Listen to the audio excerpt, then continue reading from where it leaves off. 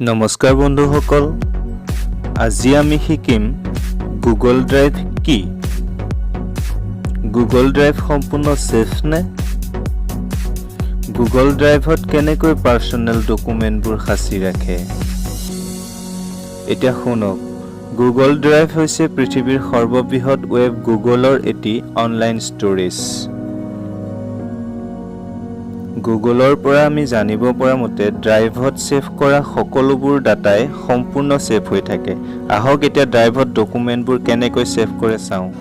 আজিকালি প্ৰত্যেকটো Android হেণ্ডছেটতে Google drive এপছটো থাকে। এতিয়া গুগল ড্ৰাইভছত কেনেকৈ ফটো বা অন্য ডকুমেণ্ট সেভ কৰে আমি চাওঁ। ইয়াত সম্পূৰ্ণ সেফটিত বস্তুবোৰ ৰাখিব পাৰি। এতিয়া ইয়াতে খোলা গৈছে গুগল ড্ৰাইভ। ইয়াৰ ফিচাৰ্ছবিলাকৰ বিষয়ে আমি প্ৰথমে জানি লওঁ। গুগল ড্ৰাইভৰ ফ্ৰী স্পেচ থাকে 15 GB, দেখিছেনে?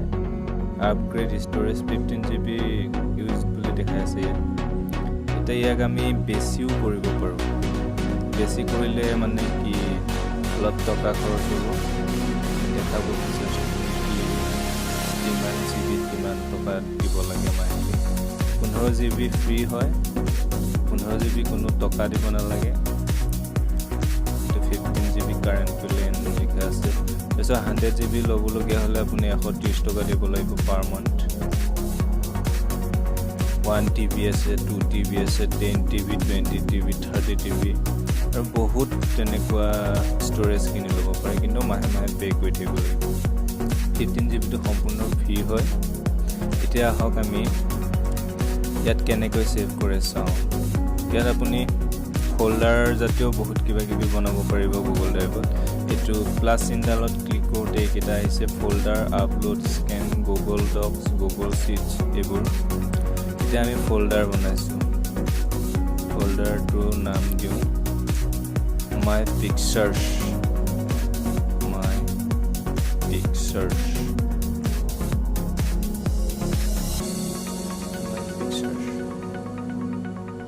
এতিয়া ওকে ক্লিক কৰিম আমি। এতিয়া গুগল ড্ৰাইভত মাই পিকচাৰ বুলি এটা ফল্ডাৰ ক্ৰিয়েট হৈ গ'ল। এতিয়া আমি ইয়াৰ পৰাও আপলোড দিব পাৰোঁ। ইয়াত দেখাই দিছে কেনেকুৱা হৈছে, সকলো ইনক্ৰিপশ্যন হৈ আছে নে নাই সেইবোৰ চাব পাৰি ইয়াত। এতিয়া ইয়াৰ ফল্ডাৰটোৰ ভিতৰত থ'বলৈ ফল্ডাৰটো অ'পেন কৰিলোঁ। তাৰপিছত এই তলত থকা প্লাছ চিহ্নত ক্লিক কৰি আপলোড অপশ্যনটোত গ'লোঁ। Click upload.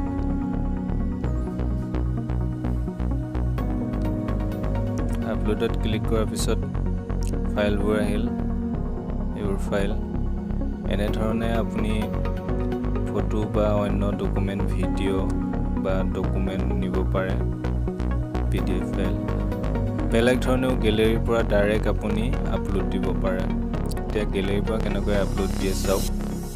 এয়া গেলেৰীৰ যিকোনো এটা ফল্ডাৰৰ পৰা ফটোৱে হওক বা ভিডিঅ'ই হওক যিয়ে নহওক, আপুনি ফটো ভিডিঅ' লৈ পেলাই মই এটা ফল্ডাৰ খুলি আছোঁ। ফেচবুক ফল্ডাৰটোকে খুলি আছোঁ। ইয়াৰ পৰা গুগলত জমা কৰিবলগীয়া ফটোবোৰ চিলেক্ট কৰক। মই চিলেক্ট কৰিছোঁ কেইখনমান। ফটোবোৰ চিলেক্ট কৰি শ্বেয়াৰত যাওক। শ্বেয়াৰ বুলি যিটো আছে, ডিলেট অপশ্যনটো কাষতে আছে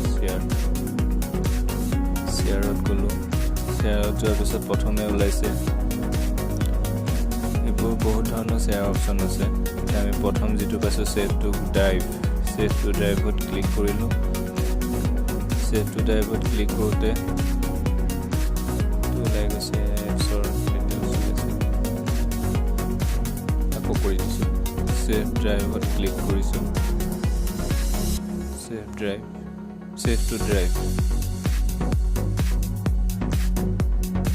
এতিয়া ওলাইছে account name, folder name. Account নেমত আপোনাৰ ইমেইলটো থাকিব, ফল্ডাৰটো আপুনি যিটো ফল্ডাৰ বনাইছে সেইটো থাকিব। এতিয়া তাত আমি ছেভ কৰি দিছোঁ। ছেভ কৰি দিওঁতে ইয়াত ওলাই গৈছে preparing 5 files for upload. Save হৈ আছে। আপুনি এতিয়া এইটো মিনিমাইজ কৰি দিব পাৰে। ছেভ হৈ আছে। এই দেখিছে নহয়, আপলোডিং 5 ফাইলছ অলৰেডি ছেভ হৈ আছে। এনেধৰণে সেভ কৰা হয় আৰু এইবোৰ বস্তু পাবৰ বাবে আকৌ আমি গুগল ড্ৰাইভতে যাব লাগিব গুগল ড্ৰাইভত গৈ লৈ পেলাই আমি সেই নিৰ্দিষ্ট ফোল্ডাৰটো খুলিব লাগিব যেটো ফোল্ডাৰত আমি ফটোখিনি সেভ কৰিছিলো ফোল্ডাৰটো হল মাই ড্ৰাইভ অ মাই পিকচাৰ্ছ এখিনি আপলোড হৈ গ'ল অলৰেডি এনেধৰণে গুগল ড্ৰাইভত ফটোবোৰ সেভ কৰা হয় ভিডিঅ'টো যদি ভাল লাগে লাইক শেয়াৰ আৰু সাবস্ক্ৰাইব কৰিবলৈ নাপাহৰিব ধন্যবাদ সাবস্ক্ৰাইব কৰক আপোনাৰ প্ৰিয় চেনেল ষ্টুডিঅ' ৰামধেনু আৰু শেহতীয়া ভিডিঅ'সমূহৰ বাবে কাষতে থকা বেল আইকন